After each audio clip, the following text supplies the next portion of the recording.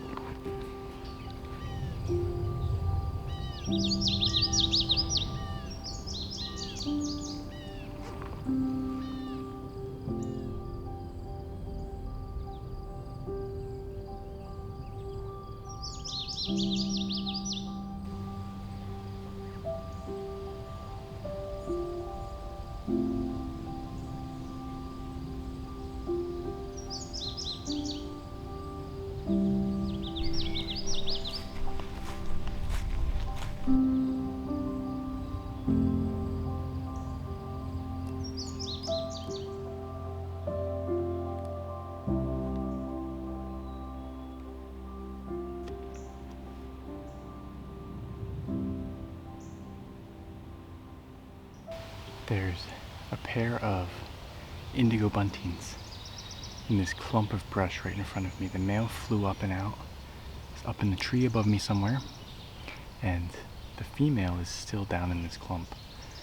So I'm just trying to sit really still and quiet, and hopefully they'll come back down. I'm gonna move under this branch here a little bit just to provide some cover for myself, and hopefully that'll allow the male to come back down and we can get some photos. Hopefully the males are a bright blue and the females are more of like a brownish, drabbish blue.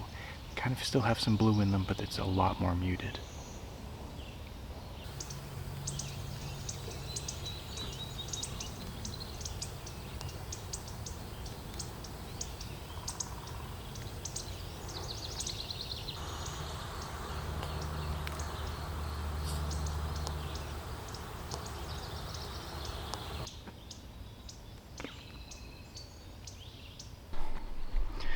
Alright, that approach just wasn't working. As much as I wanted to get the shot and just wait, the birds were clearly agitated, and the female had insects in her mouth, so she's clearly trying to get to a nest to feed the young, and me being there is being too much of a distraction for them to go down and do what they need to do. So I moved down a little bit farther, and they're already kind of being a little bit more calm, so I'm gonna see if maybe I can catch a glimpse of them a little bit farther away. But they're likely gonna go down into this deep clump, so I'm not sure what I'm gonna get.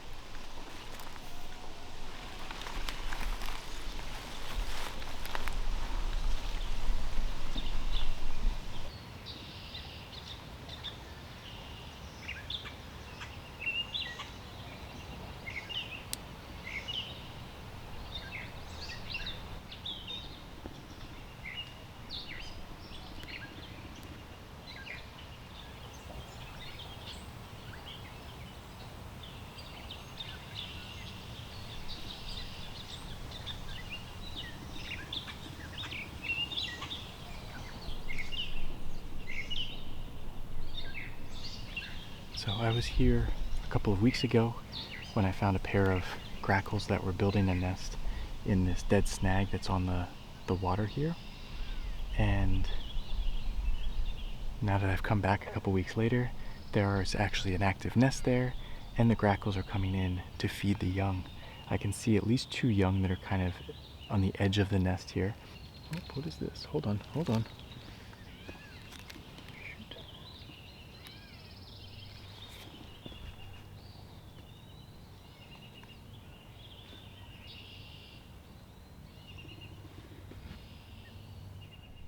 Osprey flew in and landed on a tree far away in the marsh. It's always awesome to see them. Maybe they'll come closer a little bit. This is probably too overgrown with lily pads for them to fish in this section of water, but the river is right beyond that tree line. But anyway, as I was saying, I have set my OM-5. Oh, great crested flycatcher. I've set my OM-5 to Pro Capture in the H mode, so Pro Capture H, and metering and autofocus is fixed in that section, but I can focus in on the nest and wait for the grackle to come in and perch.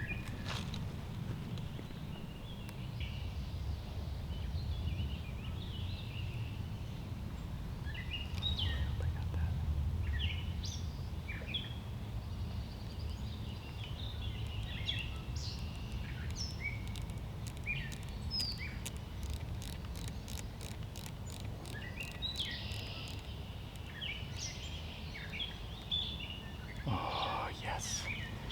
Yes, yes, yes, yes, yes, look at that.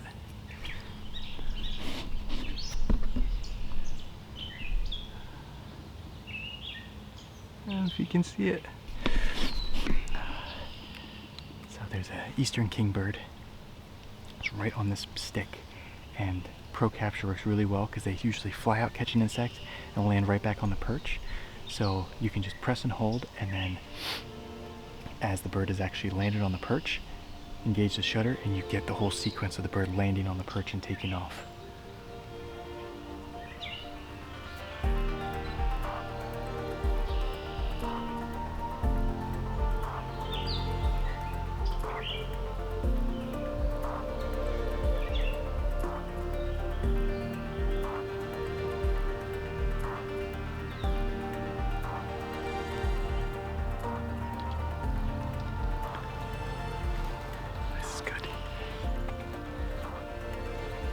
I'm going to put on my monitor to see if maybe I can record some of this for you to see my viewfinder.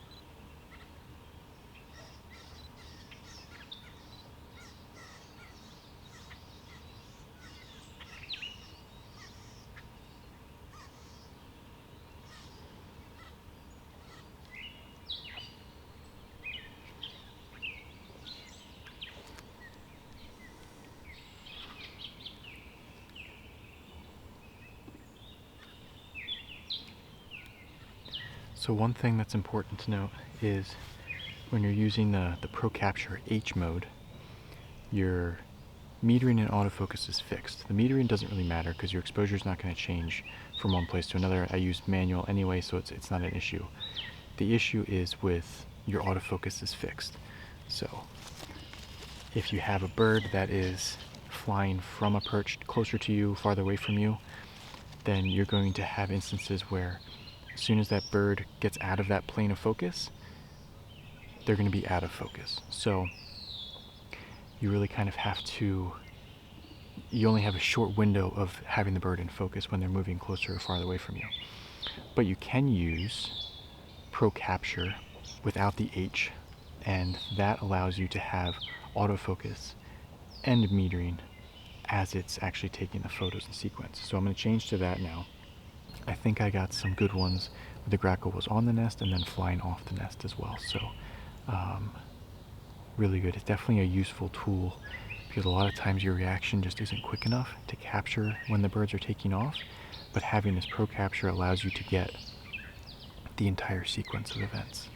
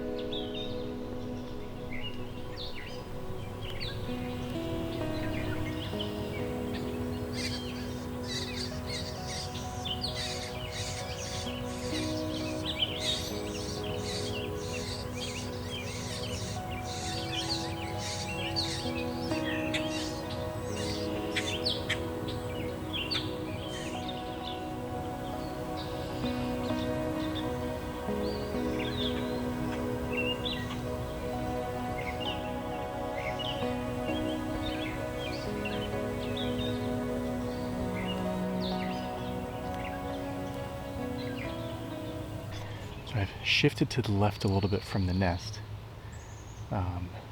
because there's been some red-winged blackbirds that are perching on top of these cattails, and they keep going after the insects that are on, it looks like on the tops of the cattails. So I'm going to try to position myself in here so I can get a little bit closer, because it's a really nice kind of image. They're kind of right on top of the stalk, and I want to see if I can get some photos of that. But I have to figure out a way that I can actually get in here and have a clear view of them. But I also have a different angle of the nest as well, which is nice. And I think this grackle is about to fly in, so I'm going to get ready.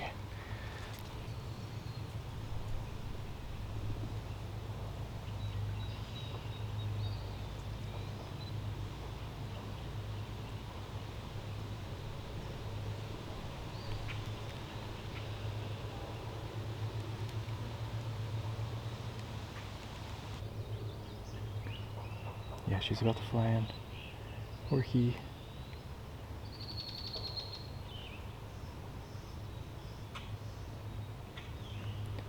Oh, did I get that?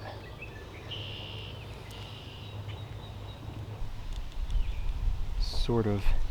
They flew in on kind of a weird angle. They came around in front instead of behind. But it's still a cool shot. A shot that would have been a lot harder to get without the Pro Capture settings.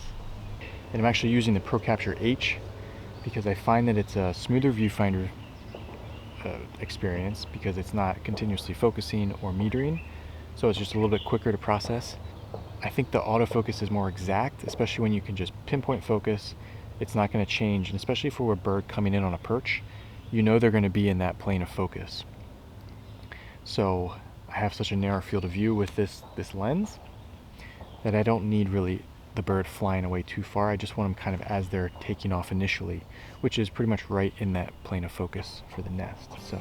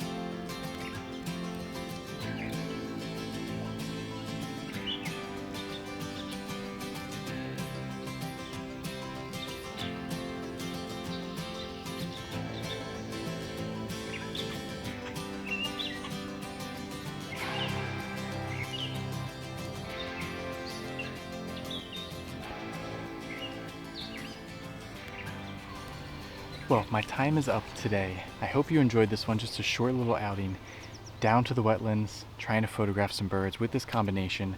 Basically, to sum it up, this combination has some great potential, some great opportunities to photograph birds. The reach all the way up to 800 millimeters. I talked about this in my previous video, comparing this lens to the 50 to 200 millimeter lens from OM system. This is a hugely versatile lens, being able to give you so much reach in such a small package, lightweight package. You can easily hand hold this, move around, hike around with it. And with this combination with the OM-5 Mark II, just the ability to have the Pro Capture gives you a huge potential to photograph a lot of different things. So that's it. I hope it was helpful for you. If you're interested in this gear, I have affiliate links down below. And if you have any questions about it, let me know in the comments down below. Shoot me an email. I'll be happy to answer any questions that you have. There's going to be more detailed overview of this camera coming up in the next couple of weeks. My loan period is wrapping up, so I'm going to be doing an overall OM-5 Mark II review for bird photography, including how I set the camera up for bird photography. So if you're interested in that, stay tuned. Otherwise, that's going to be it, and I will see you in the next video. Thanks for watching.